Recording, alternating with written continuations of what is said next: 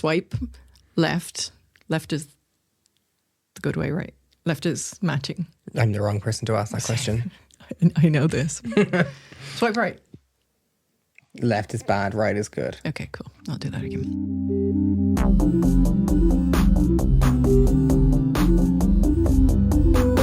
Welcome to In Bits, the podcast that deconstructs our digital lives. I'm Nicola. And I'm Liam. And we are both lecturers in cyberpsychology and applied psychology in IADT. Yeah. So, Nicola, what are you in bits about this week? This week, I am in bits about online dating. So I have a bit of a problem. I like to talk, and I apparently like to talk a lot about online dating. So our one episode has turned into 2 episodes. So we are going to be talking in the first episode about who's dating and why they're dating. And then the second episode, we're going to talk about the most common question I get about online dating, which is, why do so many men send so many dick pics? Okay. Spoilers. Yeah. And we're also going to talk more about like harassment and negative experiences in the second episode. So we're saving all of the lovely, delightful, horrible behavior for the second episode. The first one will have a little bit in it, but it's more general about what we're doing in online dating. So content warning, we will be talking about harassment. We'll be talking about unsolicited graphic images, so some sexual harassment, stuff like that. So if that is something that might be uncomfortable for you, please feel free to skip this episode. Okay, so do you think online dating is dying out? No. Okay. No. The headlines would have you believe otherwise. Surprise, cyberpsychology headlines not being accurate. Lots of headlines came out in August 2024, roughly around then, May as well, talking about how revenue was down on Match and Bumble and so on. Match.com is pretty much the biggest online dating kind of conglomerate. So they have Match and Hinge and a few other sites. And then you've got, obviously, Tinder and OkCupid and various other sites. But are those numbers down because it's post-COVID and people are now moving away from online dating as much? Like, we're spending less time online? Is it that's what's impacting it? We're just seeing a drop in numbers down to normal? Or is it we're actually moving away from apps? No, it's not even that. The numbers are up. Okay, the numbers are actually up, but they're reporting them as down. Yeah. Okay. So the numbers on Tinder are down, but the numbers on Hinge and Bumble and others have gone up. So there's just been a shift towards more diversity of dating apps, basically. The numbers on Grindr and Her, which are the gay and the lesbian site, are pretty stable. Yeah. And the numbers overall for online dating have actually gone up. Okay. But as we know, with companies, if they are not growing exponentially, then their growth is down. And so they posted some kind of not great earnings for a number of quarters in a row. And so everybody freaked out for a minute. But actually, people are still online dating.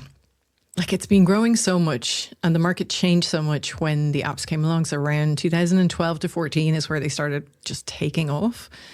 Before that, it was mostly people who were in their 30s and older. So 30 to 45 was the kind of main age group for online daters before the apps came along. And that was a pretty solid market.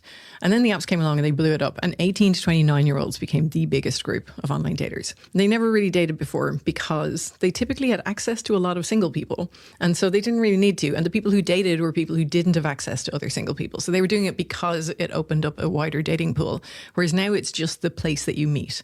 Like, we know that 79% of 18 to 29-year-olds in the US have used Tinder. Like, that's 4 out of 5 adults, young adults have used Tinder. I don't think that's surprising at all. No, it's not. And then Bumble and Hinge are the next most popular. So Tinder's still the most popular.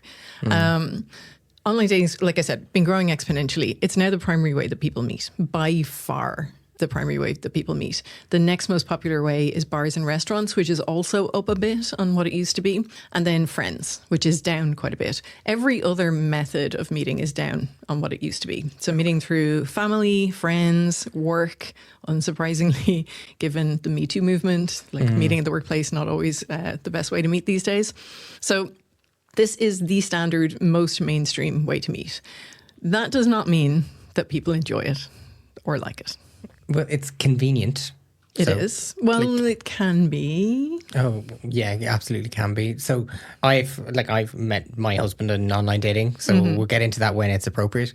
But your story of the timeline was me. So like I started going on to online dating apps in 2008, and the dumpster fire that it is sometimes, and then the actual convenience of it. I have lots of like stories of you did like sit down in an evening with your friends and you would talk about the profiles that you're seeing, or like people using Tinder in terms of like you'd sit down and have a chat with your group of friends and they'd be on Tinder as a social kind of activity with each other and be talking about it. I know there are other like Facebook groups that are particularly relevant in this space. I don't know whether you're going to focus on that or not.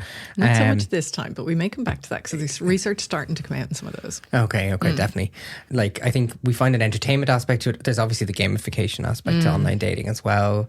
To be honest, like in terms of time, convenience, like absolutely, like who has time to go to an in-person dating thing or event? That's not me.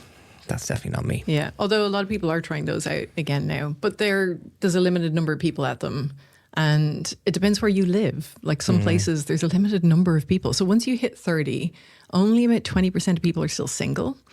And then if you live somewhere like more rural, that's not that many people. So it can be really hard to meet new people. And then, you know, obviously in the queer community, that's a smaller percentage of the population, plus people are matched up once they're older, and that leaves even fewer people. So like we know that the queer community are huge users of online dating. It works really well for them. They're also huge users of just creating community online, full stop. Yeah. So that makes sense.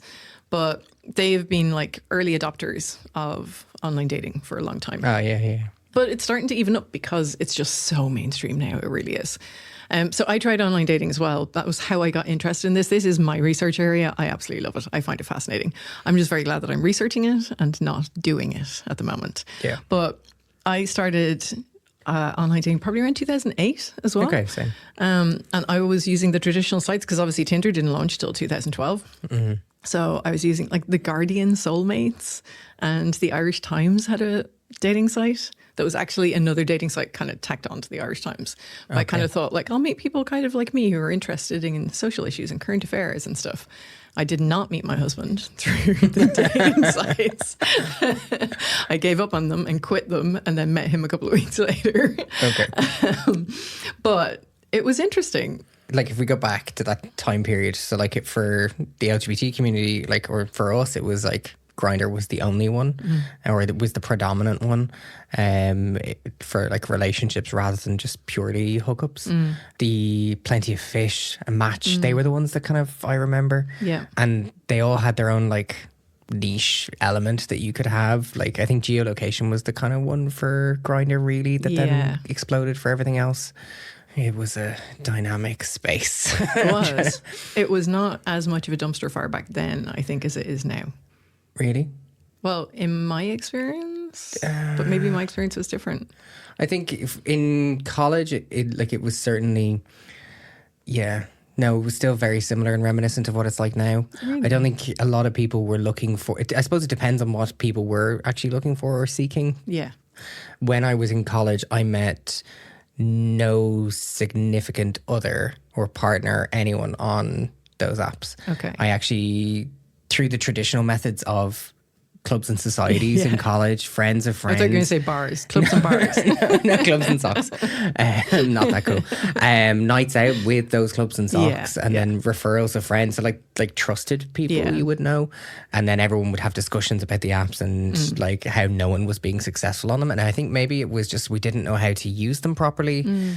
We didn't have the same skills. We were still kind of like fish out of water and trying to learn how to use those spaces. Like we have to remember that like other traditional apps, like social media apps like Facebook, was only really, you could only like write on someone's wall or timeline in like 2006. Yeah. So we then jumped into online dating. So it's not like we were exactly like early adopters of technology. Yeah. We were just, here's an app, go figure out how it works as well. Yeah, I think now I'm going to show my age. I'm a little older, slightly, a couple of years older than you. Yeah. So I was in my 30s when I was using dating apps in 2008, and you were not. I was 19. It was probably explains a fair bit in the difference in our experiences. So yeah, mine was the the traditional hit 30, no one single. I'd come back from America. So you kind of, when you move away for a few years, you lose your acquaintances, which means you've less intros to people and all that kind of stuff. And like you always get some good, interesting stories out of online dating, even if you don't meet somebody. So I got sent 2 stories when I asked people about their experiences of online dating, at least one that's really positive and one that's very funny. So I thought I'd share those. One is a friend of mine who met up for coffee with someone that they met online, ended up staying in the cafe for 6 hours, and now that date is their anniversary. They have no chance of getting a mortgage with all that coffee they've just drunk. They just bought a house. Oh, really? Okay. Living the dream. Yeah. And the bad one was really funny. So this person met a farmer who claimed to have his previous Tinder date in the boot of his car and asked if she wanted to see her. Oh, God. Run. Yeah. Joking about murdering previous dates on a first date, guys, not a great strategy. After that, once the joke had died on its feet, he spent the rest of the date discussing the bacterial content in his cow's milk. Okay. There was no second date. Okay. Okay. Right. Yeah. I'm going to share one or two of my own. That's probably nerves, though. Yeah, no, I get it. That's nerves and nothing to talk about. No common interest, so he just fell back on the most comfortable conversation he had, which was bacteria in his cow's milk. I don't know. I'm trying to give the man a... You are definitely giving him a lot of leeway there. So my own, I had a number of funny experiences. You do really just come away with funny stories from online dating if you don't meet somebody. And like I said, I didn't meet my husband in online dating, but I had a couple of funny ones. So there was a guy that I met that walked really fast. I used to wear heels. I do not anymore. But I used to wear heels to go on dates. And he fucking took off, like walking really, really fast. Anyway, we got to the restaurant. I was sweating, went into the bathroom. And when I closed the bathroom door, the cubicle door, the lock fell off it and went flying out into the middle of the bathroom where I could not reach it. And I spent I felt like 20 minutes. It probably was more like 15, but it felt like 20 minutes trying to figure out how to get out of there. So I was shouting for help at a certain point because I figured I couldn't get the door open. Okay. I think I eventually jimmied it with like a hair clip or something. I can't remember exactly how I got out, but I did eventually get out. And I went outside and it was like he didn't even notice that anything was wrong. I was gone for so long and he didn't even notice. I was like, I just got locked in the bathroom. He's like, all right. He's probably just being polite. Like not commenting on the amount of time you were in the toilet. Yeah, it was really weird. Okay. I also had a guy show up that looked like he was about to go on like some sort of mountaineering expedition in like hiking boots and combat pants and stuff. And he had hatfished me. Have you heard of hatfishing before? No. So catfishing is obviously when you make up a completely different identity. Hatfishing is where you cover up your balding head. So being bald, totally fine. I have no problem with being somebody being bald. I do have a problem with them covering it up in the photos that they sent. Oh. So this guy was not the height that he said he was. I was wearing heels and I was a good 4 inches taller than him. And he was balding, which he was not in the photos because you couldn't see. And he was also just a little strange. He told me he was going to take me to Paris on the first date. I was like, yeah, you're grand. It's kind of like close to a love bomb, but also just, there's too many lies in that. It's kind of like when someone posts a photograph of themselves and a series of other people and you have to like, where's Waldo, who the person actually is in it. Right? But catfishing. I love that. I love it. I did not know that term at the top. I absolutely love that. But I loved it. Yeah. Yeah, no, I absolutely love that. Online dating can be a bit of a dumpster fire. So when you talk to people who are trying online dating, like people can be positive. Lots of people meet their partners. If this didn't work at all, nobody would be using it, right? It does work. It's also pretty much the number one way that people meet a long-term partner now. So it does work. So for any of you out there listening to this who are trying it at the moment and feeling a bit despairing of it, like it can work. Primarily, it's about numbers. It's about getting you to meet more people so that you meet someone that you like. That's really all it is. I think it's about being selective, though. It is about not just going, oh, hey, there's this massive pool of people and it's just numbers, because otherwise you have no criteria. The more specific or the more particular, or I don't want to say demanding, but like the higher your standards are, doesn't necessarily mean that you're not going to meet anyone. Like those standards are also important. But the process of online dating changes your standards and not necessarily in a positive way. Okay. We're going off script now. Sorry, apologies. You're spoiler alerting. Okay. I'll come back to that because it is interesting. Just censor me. So, okay, let's get into this here. I was going to cover it later, but let's talk about it here. So The way that humans best make decisions and choices is when we have a limited number of choices to actually choose from. So like 6 to 8 choices appears to be the optimum from the research. 6 to 8 choices of date? No, 6 to 8 choices of anything. If you're choosing jams, you want 6 to 8 choices. You don't want 50 choices, right? We make better decisions with fewer choices. I don't want even 6. Fair enough. Yeah. No, I just want the one I like. Yeah. What happens is when you have loads of choices, you have so many things to consider. So you've got different attributes of each particular choice. So there's like pros and cons to each one. And you start getting more concerned about the attributes you're leaving behind when you make this particular choice. So we tend to be less satisfied with the decisions that we make. We have more regret about what we left behind. So then when you apply this to online dating and you think about the hundreds of choices that you have every single time you go in, that's where it starts to get problematic. It's not really great for actually making good decisions. On top of that, the research suggests that when you're swiping, when you get to a certain point, you start off and you're swiping right in a few people and you're like, oh, that person looks interesting. That person looks interesting.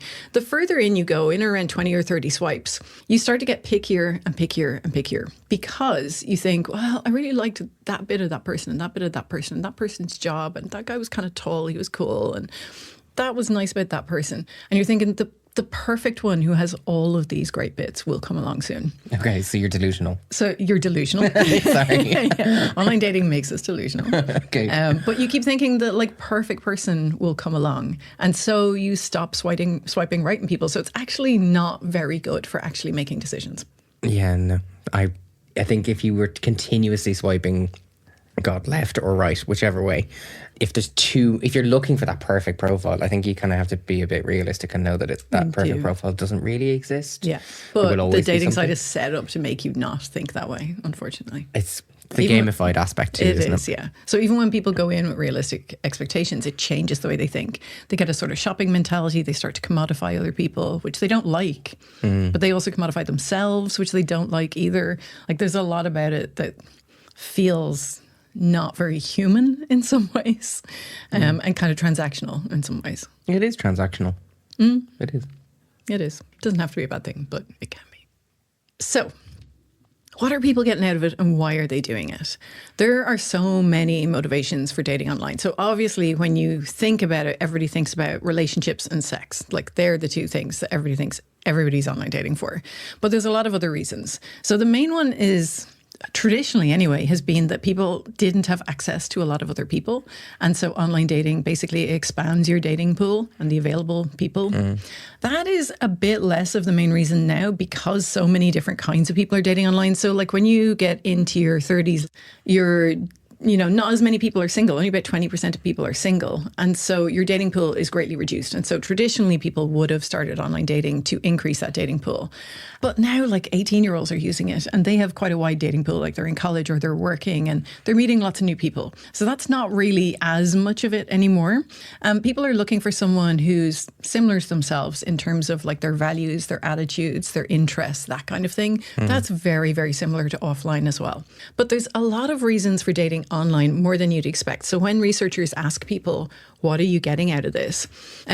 Relationships and sex, obviously, are the top ones, but friendship is really common. So it's not necessarily that people are always going in looking for friends, although they sometimes are. But they often make friends along the way.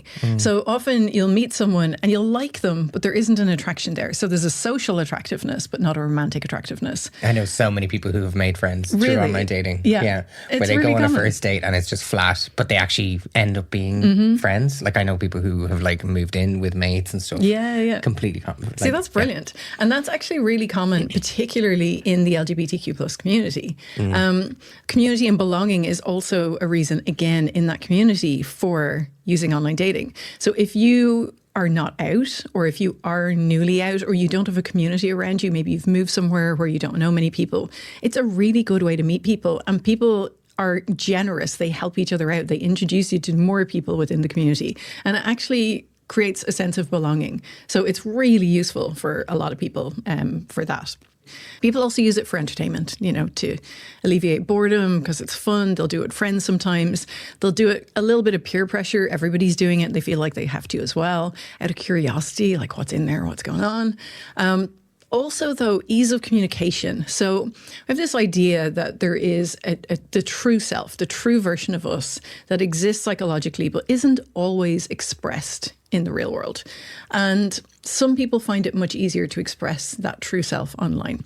They might be more shy, more socially anxious, and so they just find it easier to talk to other people and be themselves online. And for people like that, they find it easier to date online because you're starting the relationship online and they're good at that. And then they can bring it offline more easily. They feel more at ease doing that. So that's really useful for some people. But that's the type of person who potentially just chats a lot in an online dating profile and never potentially even meets someone. Possibly, yeah. That's what comes to mind when I think of that type of person. Yeah. And actually that ties into a couple of the other motivations as well. So one of them, self-validation and exploration of identity are kind of tied, but also a little different. Self-validation might be that you're just out of a long-term relationship and you're like, I wonder, does anybody even find me attractive? Like, if I put myself out there, what's going to happen? And so you might join a dating site and get some matches and feel good about yourself. Or if your self-esteem is low, you're just not feeling great about yourself, you might put yourself out there to see if you get some matches, and it gives you a little bit of ego boost. But exploration of identity is a little tied to that because it can be about validation of the self. And that's maybe exploring an aspect of yourself that you're not able to offline. So that might be members, again, of the LGBTQAI plus community. So like trans people exploring their gender identity, or queer people coming out in online dating, but maybe not outside of that because they're not able to. And getting feedback from other people that they're attracted to them is very validating of their self. And that's not just like physical validation. That's your personality, how you engage with people, your sense of humor, the stuff that you find. It's not as easy to change as changing, like dyeing your hair or changing a physical characteristic of yourself. So like from a self-esteem perspective, I get that. Yeah. They're like fully able to express who they really are. So I think it's really, really interesting the way it can be useful for that. Some people are using it to distract themselves from like an ex, to stop thinking about the ex and try and focus on things moving forward. Not really that healthy a behaviour, but okay. No, it's helping them move forward, so. Sure. Could be good, could be bad, depends. Yeah. Yeah, it depends how people are using it. I would steer a friend away from doing that. You probably want to resolve some stuff before you try find somebody else, but yeah, that's exactly what I'm meaning. And then people use it when they're traveling, just to meet people, kind of like they're looking for people to go clubbing with or to see a place with, get introduced to different areas. And so they'll do it through online dating quite successfully as well. So there's a lot that people are getting from it, although I talk a lot about the negatives, and the next episode's just going to be all negative. There are really beneficial, positive things that come from it as well. So how successful is it? Most people do go on at least one date. I think it's about this. So the American study from the Pew Research Institute looks at this every few years, and their most recent study from 2023 found that about 77% of people go on at least one date. So it is American data, but it's quite similar to other weird countries like Western industrialized countries. We may be slightly behind them, but not that much. But about 40% of Americans have entered into a long-term relationship or marriage through online dating, which is quite incredible. It's higher again for LGB people. I say LGB because this particular piece of research from Pew doesn't look at any other members of the community. I'm not just leaving them out. It's because they didn't look at them. In terms of long-term outcomes, there's one study. There were a few studies from about 10 years ago, 11 years ago. But that was before really Tinder or anything took off, and the data was completely pre-Tinder. So I don't know how relevant it is anymore, but there's a more recent study looking at long-term outcomes. And again, it's in the US. And they found that the relationships, the marriages in particular, that were created from online dating were a bit less satisfying and a bit less stable than those formed by offline daters. However, it wasn't necessarily the fact that they met online. It's that when you meet online, you sometimes meet different kinds of people. And that puts external pressures on your marriage. So there's greater interracial marriage through online dating. It's one of the things that's increasing interracial marriage in the US. And people are also more likely to be from different geographic areas. So they might have been in long distance relationships for a while and then moved together. That means their social support networks aren't always around them. And so the fact that they're interracial marriages, they might experience more marginalization in society. And then they have more geographic distance and pressures because they don't have people around them. And so it's likely that that is what is explaining the less stable marriages than the fact that they actually meet online itself. We don't have a lot of data from other countries, and we particularly don't have a whole lot of recent data from other countries. So it's something that we still don't know, and lots of research still needs to be done on that. I'm listening to it and I'm like, 40% have entered a long-term relationship or marriage through online dating, and then you move into the doomsday that these are potentially less satisfying or stable marriages or relationships. And I'm like, okay, great. And then you break it down and it's like, it's actually the social support structure. Yes. It's actually not necessarily really that we can stand over it. Yes. There's a whole lot more happening in the background. Exactly. So if you have entered into a relationship or a marriage through online dating, ignore the fact that you potentially are going to have a negative experience as a result of that. Yeah, you absolutely may not. And bear in mind that is American data, and they are very racist. So if you're in a different country, it might be less racist. And so interracial marriages might not be so problematic, and you might not have the marginalization that you have elsewhere. You might do, like racism is everywhere, but, and geographical distribution is also different in different countries as well. So that may not be such an issue for some people. Okay, yeah. One of the things that people find very, very frustrating about online dating is that it's really hard to communicate who you are to others through dating profiles and messages. So it's a very shallow kind of platform. And we are complex human beings with nuance and layers and so on. We are like Shrek. And communicating that in a very limited way, like, when you look at Tinder, it's got a 500 character limit on your bio. And most people don't write that much. It's very difficult. And then on the flip side of that, seeing what somebody's like and determining what somebody's like from that profile and from their initial messages is also really difficult. And so a lot of first dates just aren't successful, partly because you just don't have chemistry with the person and so on, but partly because it's really difficult to get a sense of the experiential qualities of a person from their profiles and so on. We're not very good at it. That was what my PhD research was on. Like, can we tell what somebody's personality traits are like from their dating profiles? And it was pretty much a resounding no from my research. So we can't tell how warm somebody is, how spontaneous, how fun, again, whether we have any chemistry with them and so on. So a lot of the times people go on first dates and the person just isn't right for them. Now, sometimes it can still be fine. It can be friendly and nice. But other times they feel like the person has maybe misrepresented themselves. And that can be true because people do lie in online dating, mostly about small stuff, mostly about stuff that isn't going to have a huge impact on the first date. Because the purpose of online dating is to meet somebody, and if you've said you're 6'4" and you're 5'4", it's going to kind of be immediately obvious. It's not a great way to get started. So people, that's a typo. Yeah, people tend to exaggerate, but like within the realms of reasonable plausibility, kind of. And sometimes, obviously, they completely lie and catfish. We'll get back to that. Sometimes people think they've been lied to. This person isn't who I thought they were going to be. And sometimes that comes down to a misinterpretation. So with computer-mediated communication, when we're communicating through technology, and particularly text-based communication, we're missing all of the nonverbal cues. You miss facial expressions, you miss tone of voice, pitch of voice, all the things that give context and meaning to the words that you're saying, and emphasis, and so on. And so when you're missing those, you use the bits of information that you have available to you, all the little cues that you have available. So their spelling, their grammar, the way they use punctuation, the GIFs, the emojis, even the length of the message they send or the timing of the messages they send. And that all communicates information. And you don't know the person, but if you're communicating with them back and forth, you've obviously liked something about their profile picture. So there might be a halo effect, which means you're kind of looking at everything through rose-tinted glasses. Your initial positive impression follows through into everything else, and you view it a bit more positively. In the dating world, that's, do they have a dog in their profile picture? Exactly. Yeah. Cat. Yeah, no, dog. So what happens is you start to fill in the gaps of your knowledge with the bits of information you have and extrapolate, because we like to make meaning from the bits of information we have. We don't like to be left without meaning. And we fill in those gaps with quite positive information. We're trying to create a picture of them. We already think they're nice, so we create a positive image. And that can lead us to believe they are a particular way. Now, if you go on talking for ages, like in lockdowns, without meeting the person, that can mean you start to create this very idealized image of the person. It becomes fantastical. And then no matter who shows up on the date, they're so far away from the person you've created in your head that that's going to be disappointing. Never gonna be successful, yeah. So you want to meet somebody quite quickly. But even with that, you've got an impression of in your head of what they're like. And it's not necessarily how they are, because you've extrapolated and created this image of the person. And that's not necessarily accurate. It's not necessarily their fault, because no matter how much they try and control what they're writing in their profile and so on. They can't control how you interpret it. And so there's sometimes a mismatch between people who shows up and what you thought was going to show up.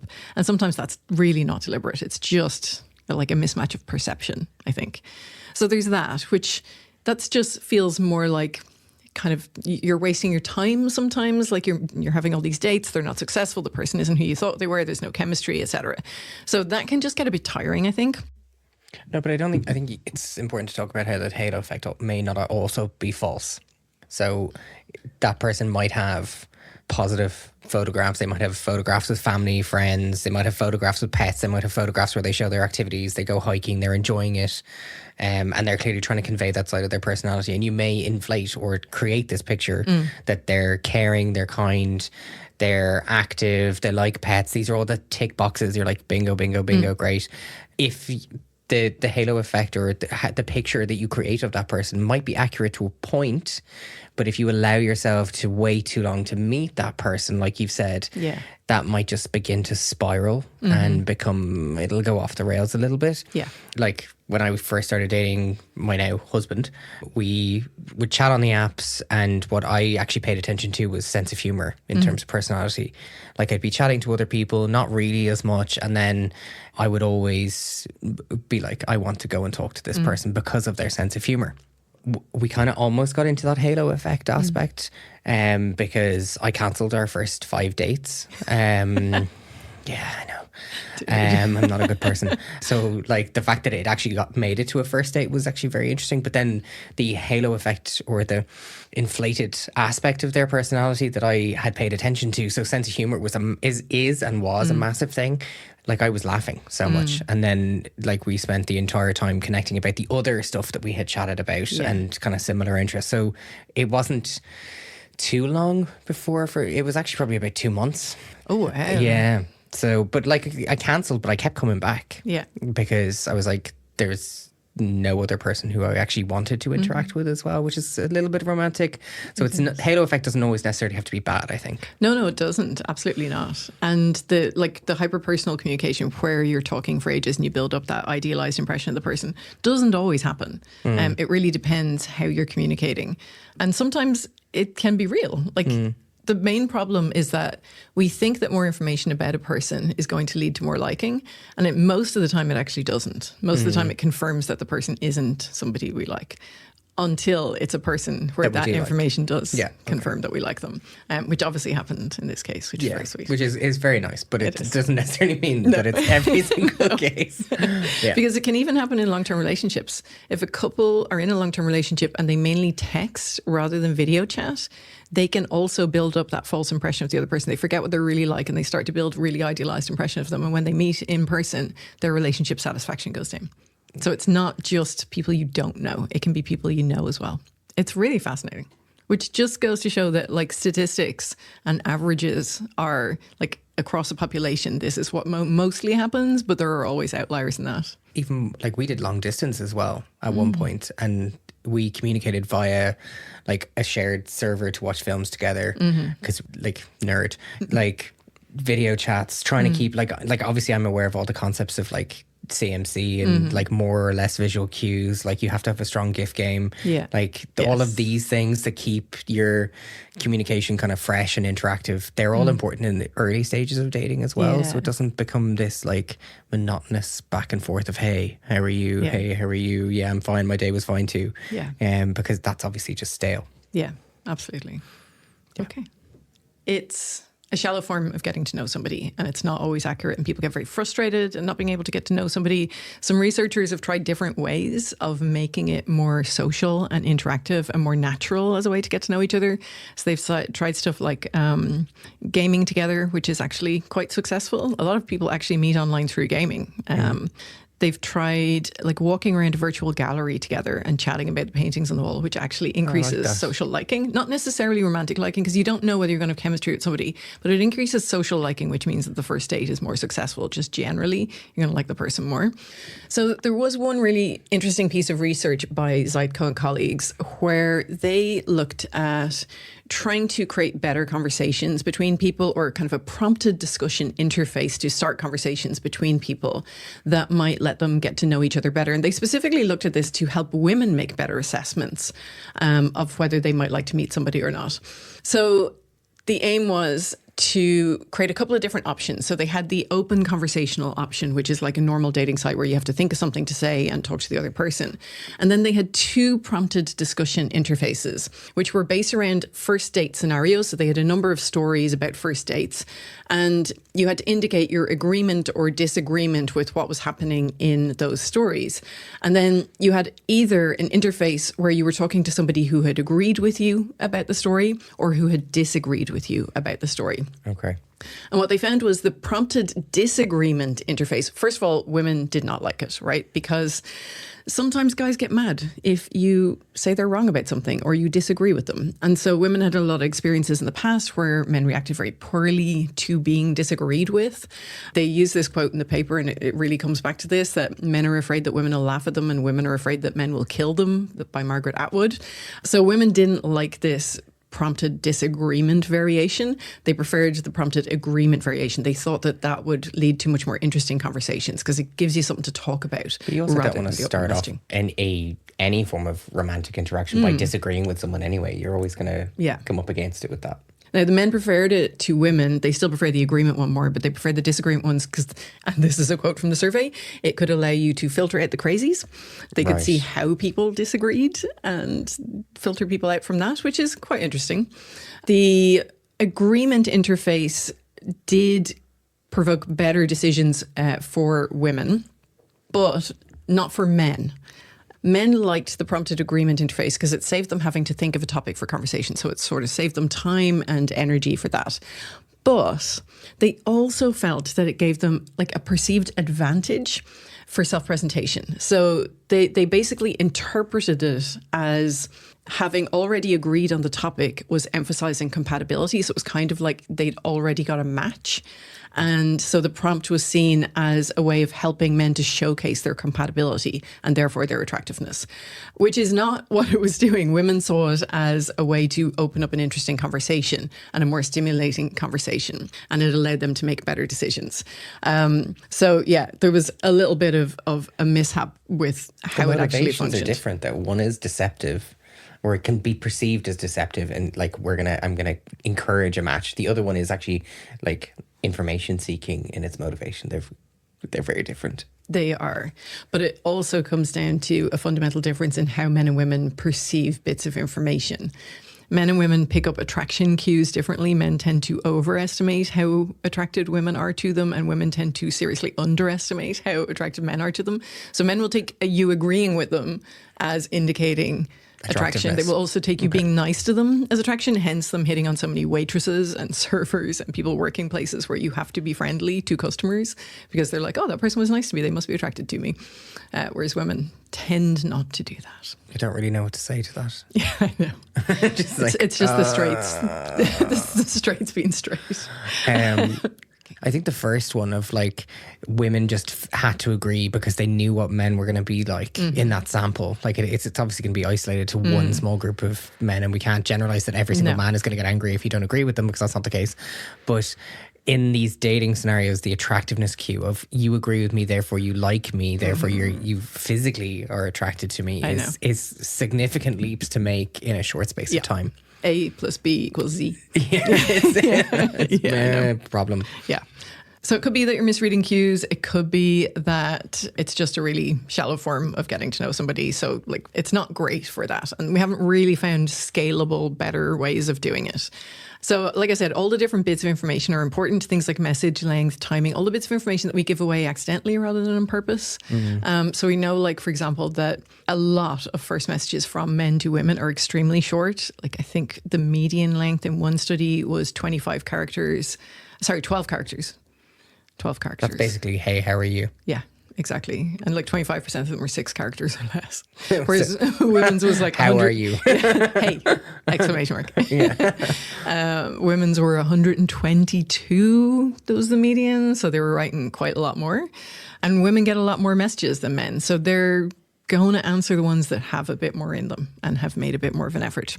But doesn't that concept for Bumble come from that kind of train of thought that like women make the first message and therefore the relationship is more likely to be, but not the relationship, the communication is more likely to be successful? Yeah. And like the research, there is some research showing that if women initiate the conversation or the match, that it is more likely to be successful and that they're likelier to be happier with the match. It doesn't really make a difference for men. Seems to work equally either way. So I would say to women, like, go out and get what you want rather than waiting, for sure. So yeah, men and women have very different experiences then. So women tend to be quite picky in how they go through their matches. So they swipe right on very few. They only swipe right on the ones they actually like and would like to meet up with. Whereas men, and this is, of course, on average, there's always going to be people who do things differently. Men tend to swipe right on almost everybody and then decide when they match with people whether they would actually like to meet them or not, or kind of go forward. And so they don't get a lot of matches. Women get a lot more matches. Then men send more of the first messages, so women get a lot more messages, so they can be pickier about who they respond to, and they only respond to the best ones. It just makes it sound like so much effort. I know. This is why when you were like, it's convenient and effortless, and I'm like, no, it's not. I mean, it does work eventually for a lot of people, but it's not necessarily effortless. I think it's not convenient for women, maybe. I think, like, obviously this kind of stuff doesn't apply into LGBT as no, there's as different perfectly, things. definitely. Yeah, definitely. But like, men also have a terrible experience because of operating this way. So they send loads of messages and they match with loads of people or swipe on loads of people. They get very few messages. They get very few matches. And sometimes they get no messages, and it's like screaming into the void, and it can make them quite anxious and quite depressed and feel like nobody finds me attractive. But actually it's just that nobody's using the site in the way it should be used. And so it's not bringing back the kind of results that they're hoping to get. And then that sometimes results in men keeping sending messages to women after they said they're not interested, or sending a message and then another one and then another one, and then getting ruder and ruder and ruder when they don't get a response. Because they're like really frustrated and they're trying to just get something back from the void. Not an excuse for it. A little bit understandable in a way, but not an excuse for it. It's very, persistent is the best way to describe that. Definitely, Photos are so important for online dating, and people know this. It's the first stage of the filtering process. You are scrolling through, you're looking at people's photos before you see anything else about them. So if it's not good, you're just not going to swipe right on it. And they're also important because they have a halo effect. So it is really important to get a good photo. You would be amazed at the kinds of photos that people pick, though. There is a whole Tumblr dedicated to Tinder guys with tigers, where they are sitting with drugged tigers, because apparently that is super hot. The other thing that's important is what information you choose to give away. So you kind of have two strategies here. You can be quite vague, or you can be really, really specific. If you're quite vague, you might attract quite a lot of people, but they don't really know anything about you. You're quite generic. Whereas if you're very specific, there might be less people who get in touch, but they might be better matches for you. And when you're writing your bio, and it is so important to have a bio, especially if you're a guy, so women need more information before they're likely to meet somebody. Partly out of safety concerns, we would really like not to meet a serial killer, but partly because we want to know, like from an evolutionary psychology perspective, there's this idea that we want to know more about a partner because we're hoping they'll stick around and provide resources if we have children with them. It's kind of something built in the background. But basically, we want more information about them. So if you don't have a bio, if you don't have multiple photographs, that's kind of a red flag. But with the bio, the first thing people are doing is filtering for red flags, right? For their own personal red flags or own personal things that they dislike. Like I would be filtering for smoking, for example. Not a fan, wouldn't want to date somebody who was smoking. But other people are filtering for other red flags. There's some really obvious ones. Like in general, being negative in your dating profile, people don't really like. They filter out of that quite quickly, particularly listing a whole bunch of characteristics that you don't like about people generally doesn't set the stage in a good way. Doesn't create a great first impression. You can get into that later. So being positive is useful. And then everyone will have their own personal idiosyncratic red flags. Like if they've dated two guys called Dave before and they absolutely hated them, they were horrible people, and your name's Dave, that might be a red flag for them. They just make that association. They can't help it. What's important, though, in your bio is to give people give them something that they can talk about when they send you a first message. Now, Some people aren't going to read the bio. They're just going to message you and say, hey, anyway. But if you can, give them something interesting that they can talk about, that they can discuss with you. One thing we do know is that a lot of profiles are really cliched. I like long walks on the beach and like watching Netflix with a glass of wine on a Friday night. Like, who the hell doesn't? It's very hard to tell anything about the person from that. It will work in terms of like not turning anybody off unless they don't drink red wine and they don't drink at all, maybe. But, you know, it doesn't say anything about you. So there was some research that came out kind of recently that looked at what works better. And it turns out that having like concrete and specific examples and descriptive examples of what you're interested in and who you are is better. So rather than saying like, I'm a foodie or I love eating out, because like most people do, saying something like, I really love trying new foods with my friends, or the best thing about traveling is getting to try different cultures and new foods and to meet new people over that food. Like something that's much more specific than just, I like food. That tells you so much more. It's like, I love to travel. This is why I love to travel. Yeah. You can see my incentive is not to just, I like to experience new cultures. That's not, I like to sit by a pool and read a book and not interact with the culture that I'm in. Yeah. So like that tells you a lot about their personality. It's not just, oh, I like Thai food. Yeah, right? Exactly. Yeah. So being specific is good. Okay. So the PEW Internet Research Institute brings out fantastic research across lots of different areas to do with technology, people's attitudes, behaviors, etc. online. And every few years they bring out a really good report on online dating in America. And while the American market is a little different to other markets, the other weird countries, or like Western industrialized countries, are quite similar in their dating market. They're a little bit behind it. It's the most mature market, but we are very, very similar. We're rapidly catching up on them. So I think it's quite relevant. So they found that people in general are more positive than negative about online dating, but it's actually a very small difference. So 53% were positive versus 46% negative. Not that big a difference. No, really small. Yeah. 11% were very negative about online dating. And those range of experiences are quite broad about what's happening in there. There's big differences in who has better or worse experiences, as you can probably imagine. Men have better experiences than women. The LGBT community overall reported a better experience, but when you get into some of the numbers on harassment and negative experiences, they actually experienced more of those. So it could be that they are, maybe it's more successful for them in that they're meeting more people, but they're also having to put up with worse stuff in order to do that. But that's also not the full like queer community though either. No, it's so not. Yeah, it's so not. Okay. It's the PEW Internet Research reports are on the LGB part of the community, and not more than that, which is probably, I would say, down to numbers in terms of reporting. I'm not 100% sure why they choose to only do that. Yeah, but yeah, it's quite limited. My assumption would be that particularly like even trans community, even within gay apps, like there was a lot of discussions within the queer community around like transphobia, particularly stating like racial preferences as well. There's a big movement. There's been some of that research. So I think it depends on where in these communities you look. Yeah. We will come back and look at different communities and racism and things like that. That's going to be all in our second episode. We're saving all the lovely stuff for the second episode. I'm going to try and keep it light this week. Having said that, next thing I'm going to talk about is deception. Because, we're keeping it light. So we're going to talk about like more general deception. We're going to talk a bit about catfishing, because that is something that happens. It's been in the news a little bit recently. And variations on catfishing, like catfishing, like we talked about earlier. So deception is pretty common in online dating.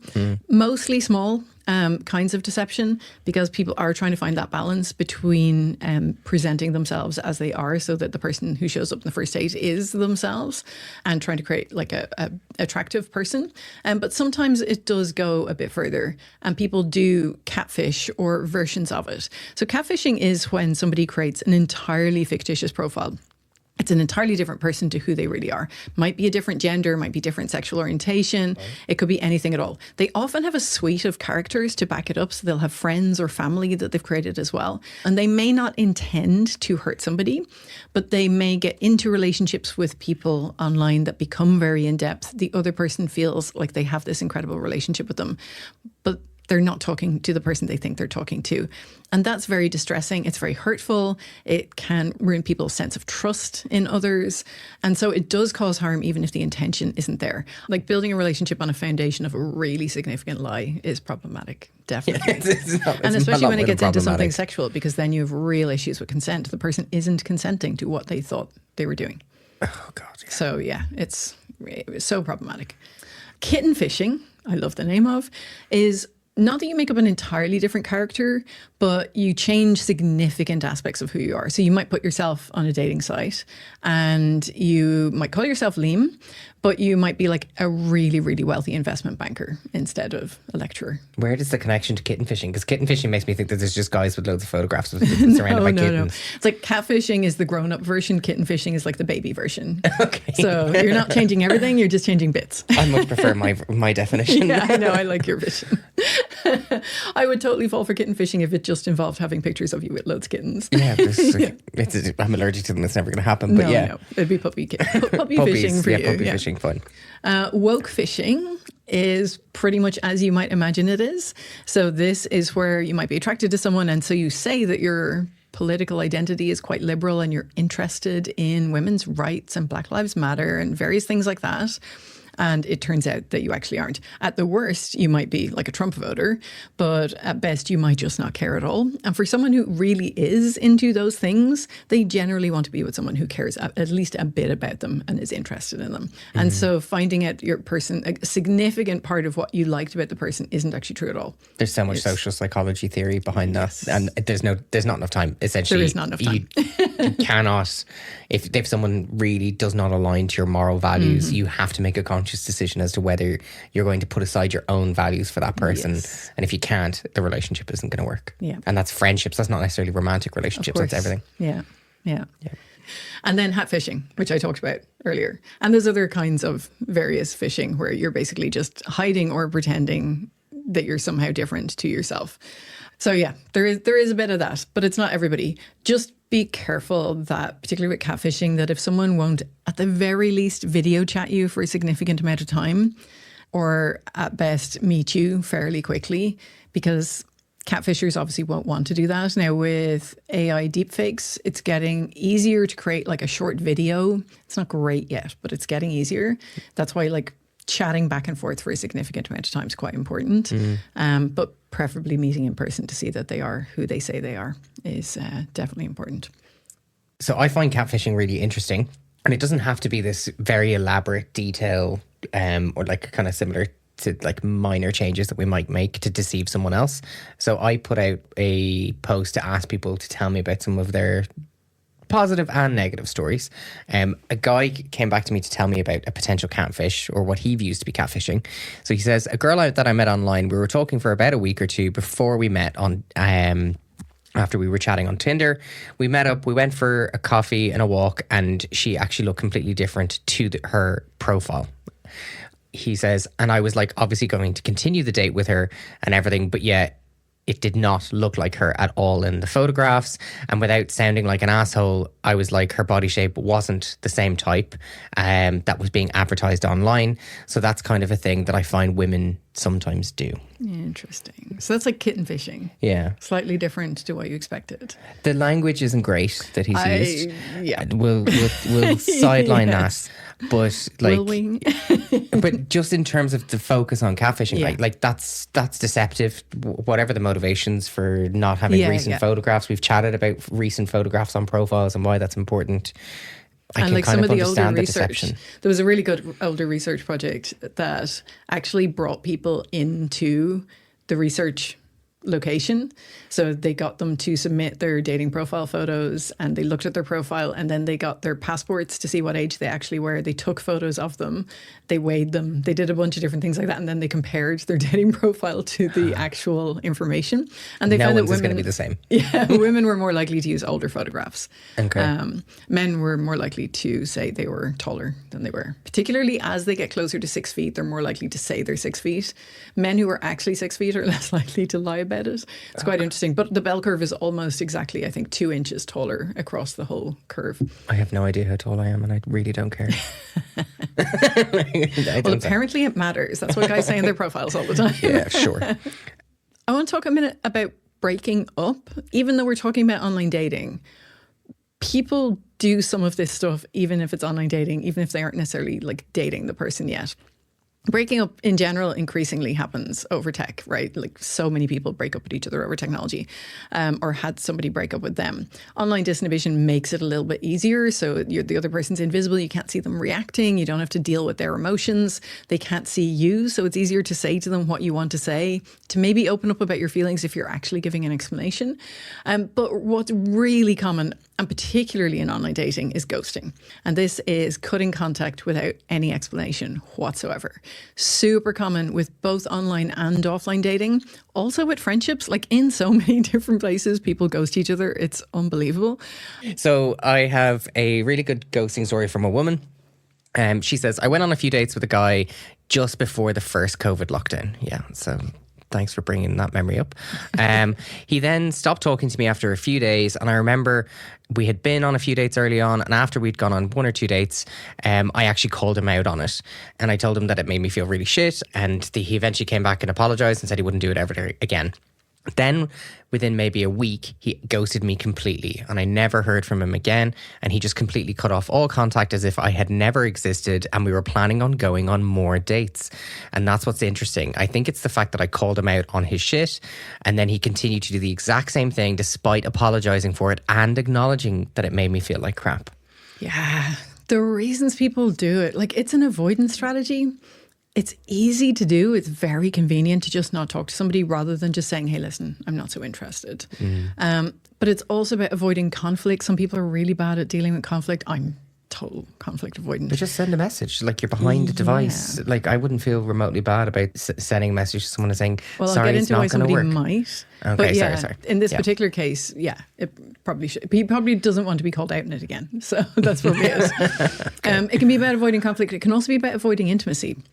It's also about knowing that you're like inflicting emotional distress, but with very little effort. So without having to specifically do it, you're doing it by not doing anything. But for some people, it's about safety, mainly women, right? Okay, I get so that. So a lot of guys react badly to being told no. And so a lot of women will ghost them rather than say anything at all. Because we have so many examples of women getting persistent contact after they've said no, getting harassed, getting abused, called names, threats, etc. after they've said no to somebody, that I very much understand why they would just pull out. So it could be fear of physical safety issues or just psychological But no safety. one needs that grief anyway. No. But the ultimate disinhibition tool, which is the block feature on all of these apps. Yeah, absolutely. Yeah. But despite all that, like that lack of closure is difficult. Even if the person didn't mean that much to you, you still wonder about it for a long time. It is difficult to understand why the contact was cut. And people often engage in a lot of self-criticism and like doubt and anxiety about what they did wrong and what's wrong with them. But you heard that in that girl's post as well. Yeah, exactly. Yeah. So it doesn't feel great. But if it's any consolation, the ghoster can also feel anxiety, particularly about potentially meeting you somewhere in future. So they feel anxious about that. Not all of them, some of them don't, but some of them do. There's another term that I love that's related to ghosting. It's called zombieing. Have you heard of it before? No. I love all the terms that people have come up with. The name of this is particularly brilliant. So it's basically you have been ghosted, right? They're gone, dead. And then they come back from the dead, but they act like nothing happened. So it's been like 6 months. They left with no contact, didn't tell you why. And after 6 months, they're like, hey, girl, what's up? Okay. What you doing this successful. weekend? Okay. Very, very strange. And then breadcrumbing's a bit different. So that's quite manipulative. Basically, that's someone who's pretending they're interested in a relationship when they're not really. They're kind of keeping you hanging on. So there's very inconsistent contact, inconsistent responses. Your friend's ghosting story actually could fall under breadcrumbing if they had kept it going and kept doing that, where they disappear for a bit and then they come back and they're like, hey, but they're basically keeping you as an option on the side. They've got other things going on. Or they're dating multiple people. Totally. And that is one to avoid because they're stringing people along. So next episode, we're going to talk about all the bad stuff because this was all the good stuff, apparently. Yeah, so next time we're going to talk about more negative stuff like harassment and abuse and various other things. But this episode, we've tried to focus a little bit more on the positive stuff. There are some positives. Like I thought that was really interesting. Okay, good. Yeah. Good. It's interesting to see how you can kind of counteract some of the behaviours, spot some of the red flags, what actually makes a significant aspect, how we should communicate with each other, how to set up a correct profile. We have all of these kind of gems and what we need to do in terms of like specific profiles. I think all of that is really helpful. So that is positive. Yeah. It wouldn't be online dating unless we did talk about the negatives. So I guess it's good to know you're not alone out there in like not finding it the most fun ever. Like we sort of talked about the less severe negative stuff this time, which is what most people's experience is. So tune in again next week for our second episode about all of the horrific stuff that we find in online dating. And I will give a pre-warning about the content stuff now. It will be quite negative. So look out for all the harassment, sexual harassment, mentions maybe of even suicide and things like that on that episode. It gets dark. But it is interesting, and I think it is useful to know that you're not the only one experiencing it if you have experienced it. I think that's kind of helpful sometimes, finding community through negative experiences. Yeah, definitely. So yeah, you will find us wherever you get your podcast next Tuesday. And you can also find us on social media. We are on Blue Sky and Instagram and YouTube and TikTok at In Bits Podcast. And we would love to hear your feedback. How are we doing? Are you enjoying it? What could we do differently? Please let us know. This episode was produced and edited by Owen Hurley. Thank you also to Owen for our fantastic music. And thank you all for listening. See you next week, guys.